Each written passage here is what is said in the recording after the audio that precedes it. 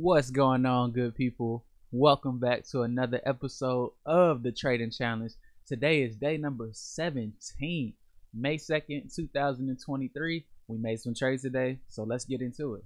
So coming into the session, my goal today was different than it was yesterday. It was a little bit more specific today. So my goal today, be patient enough to wait for my best setups and to trade my best setups properly.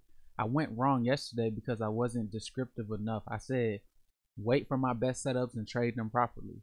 But it's a big difference between being patient enough to wait for your setups and then just waiting for them. It's a certain way you have to wait for your setups too. It's the little small details that make a difference. So before we get into our analysis, let's talk about our key levels on the chart today. So this orange line up here represents Monday's closing price, which was 34,092. So coming into the session, let's actually start in the pre-market. You can't see it because this box is in the way, but we actually created a double bottom down here, created a higher low, which led us back into, and we had an uptrend moving into the market open at 9:30, where we came back to retest yesterday's closing price. But notice how once the market opened at 9:30, it initially sold off very hard. It was about a 130 point drop, which brought us down to this consolidation zone that was established, which eventually had a zone breakout. We broke above the zone. The retest was respected. We stayed above the top of the zone, and then we continued up by way of a bullish channel. So once we created the next higher low, that led us to trade number one for me. So I went long as prices came back to retouch the channel support line. My break even stop got hit. So when prices move a certain number of points in my favor, my stop moves up to break even, and if they come back and stop me out, I just take that. So right there, we didn't make anything or lose anything. But what's important about this trade is the fact that I respected my rules. My rule is that if I have a break even trade, I respect that break even result, meaning that I do not hop back into the trade immediately after and try and take the same exact entry. The only time I'll be able to do that is if prices spike through my price to hit my break even stop and then immediately spike back up through that same entry price, then I'll take the trade again. But in today's case, that was not the scenario, so I followed my rules like I should, and that's a big improvement from yesterday because I actually broke my break even rule, I think 2 times yesterday on Monday. So to have the discipline to be able to follow my rules today, I'm very proud of that. So after that break even stop, notice how if I would have got back into that trade on the long side, I would have definitely took a big loss because prices broke through the channel, came back into the zone, right? So that's what led me to trade number two. I shorted as prices came back into the zone, and then I exited after a bounce off of the bottom of the zone. So once prices came into the zone and they were able to stay below inside of the zone, that's when I took that short trade at 2. And I think that's really interesting because if we go back to yesterday's closing hour, we saw that same setup on trades number 23 and 24.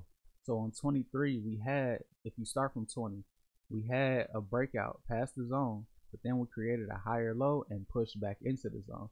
So notice on trade 23 from yesterday, when prices pushed back into the zone and reclaimed it, I went long and expected prices to come back up towards the top of the zone. And also, if we go back to yesterday's morning session, look at trade 6. I know it's a lot of lines up here and a lot of jibber jabber, but just bear with me and focus on the price. So we broke out of the zone, created a lower high at 5, and then eventually we came back into the zone on trade number 6. Notice how once we came back into the zone and stayed below the zone, I took that short and took it all the way back to the bottom. That's the exact same mindset that I had going into today's trade. And that trade, even if we were to go back more, that trade has been working like that for at least the past week and a half. So I think that's another reason to show why it's so important to pay attention to what the market is doing, because setups that you saw happen last week or the week before more than likely will probably reveal themselves in some way, shape, or form throughout that current market environment that you're trading in. So I just think that's interesting to take note of. So that's what helped me be more confident taking trade number 2. So let's zoom in a little bit. So we see prices come back down to the bottom. Now notice how they pushed back up to the top of the zone and came back into the zone one more time. I had an opportunity to go short again right here, but I've learned over time that if you have a trade that works for you and it's a good trade, you don't really want to double dip and get back into that trade immediately after. So because I got the same signal from trade number 2, I got that same signal 2 minutes later. So therefore I just rejected that offer. But that trade would have worked if it would have happened. But it's not about if it would have worked, it's just about following the rules. So we see prices come back down, touch the bottom of the zone. From that point, they move back up, retest the top. Now, trade number 3 is interesting because we actually had news come out at 10 o'clock this morning. So I believe it was here it is, 10 o'clock. So we had the JOLTS job opening. Now, what does this represent? It measures the number of job openings during a reported month, excluding the farming industry. The usual effect: actual greater than forecast is good for currency. Okay, it's released late, but it can impact the market because job openings are a leading indicator of overall employment. Now, I'm gonna be honest. The JOLTS job opening has never really played that much of a major factor in the news cycle. So when I saw it on the calendar, I said, it's not that important. But it turns out that it actually was. So that's just me being a bonehead, because the same thing happened yesterday. We had news at 10 o'clock. I saw it. I checked my calendar and I said, yeah, it's not that important. But yesterday I was actually in a trade and took a loss because of that. So for me to come back on the same day and make the same mistake twice, that's just a problem. But that's something I can clean up and definitely work on. But as far as the trade execution for trade 3, let's talk about that. So I shorted at the top of the zone, but the strong volatility made me really uneasy right here, so I cut the trade. Now, when that news spike came out, it's hard to see because this spike over here from the open is so large that it makes all the rest of these candles look really small, but they were actually, in terms of point value, they were actually a decent range right here. So on trade 3, prices initially spiked above my entry. So remember, I was short, so they were above my entry. I was in a loss and they almost hit my profit target, but then they immediately spiked back down into the zone and created this wick. So I was up for a quick second, and then once they hit that wick, they immediately bounced back up to my exit price right here at the blue triangle. Notice how that's right above my entry price at the, I think this orange triangle. So because of that volatility, remember how I told you went above, came back down, went back above? That probably happened within a span of maybe 5 to 6 seconds. So I was like, well, okay, it's way too much volatility.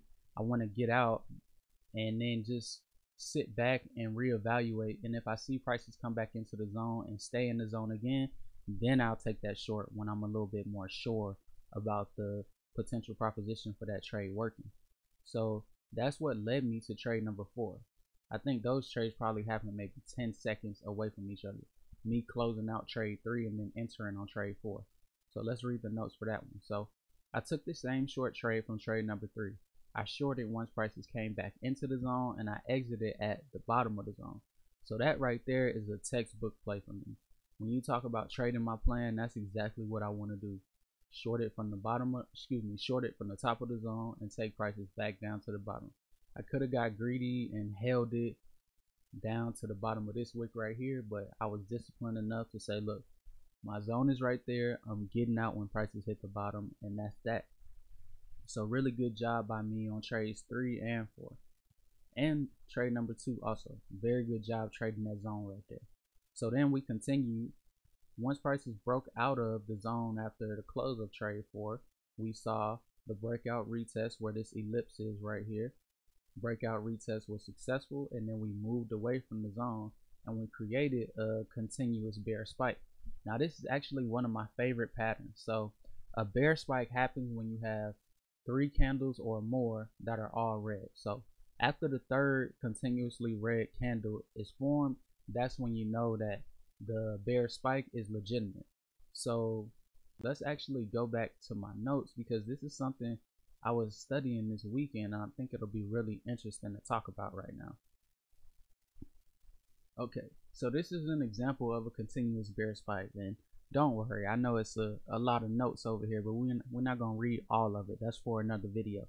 But I just want to go over the basics for a bear spike and how that led to me taking an entry that I did today. So this is a bear spike when entries at the close of candle 4, the high of candle 5, and the close of candle 6. So remember that a bear spike is established after three straight bear candles. So after this third candle right here, so this is 1, this is 2, this is 3. So after the close of this candle, we can say that the bear spike is legitimate. So once we know that we have a legitimate bear spike, then we start looking for our entry opportunities.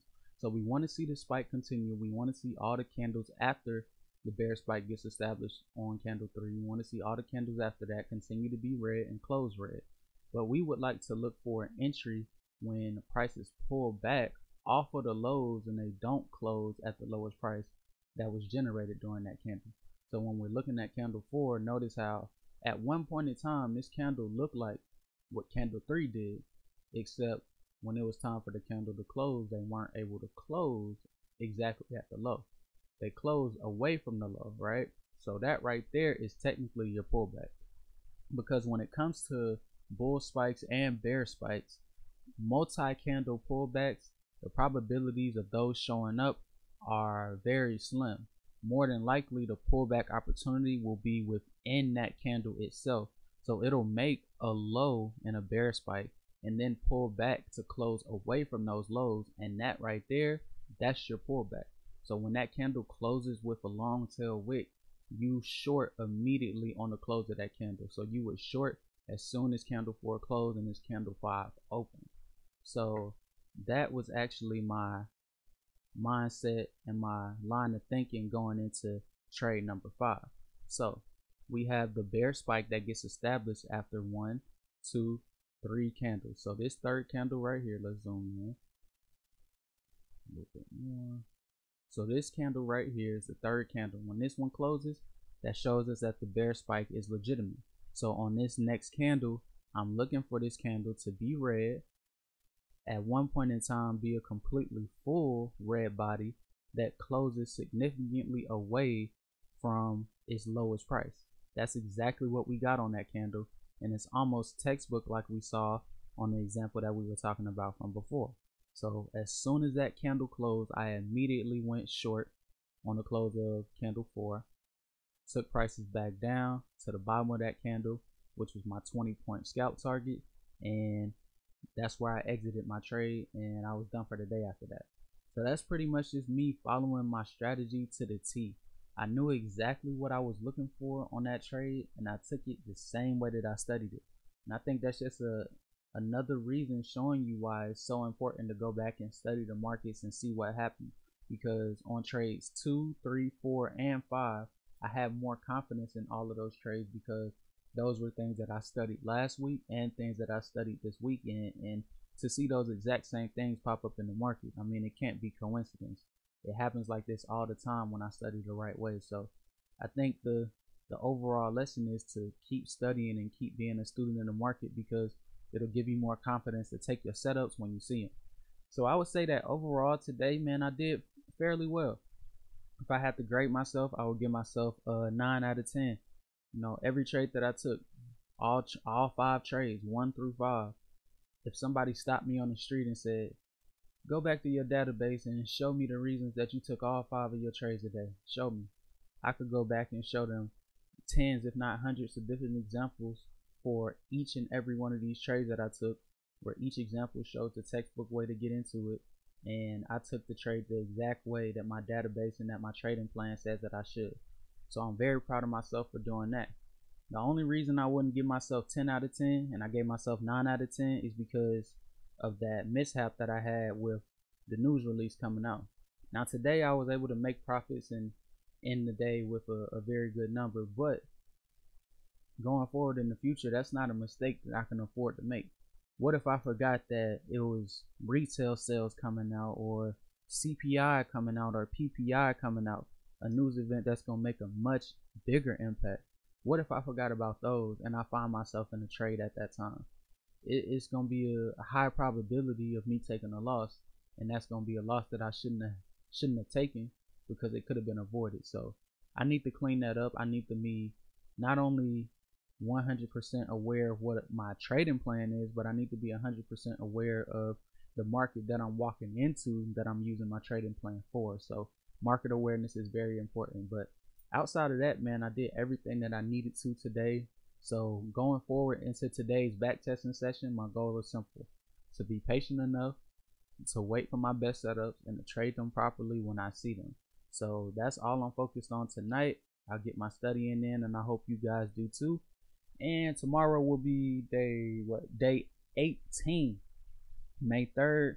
I'll see you guys tomorrow, 9:30 a.m. sharp. And until then, take it easy.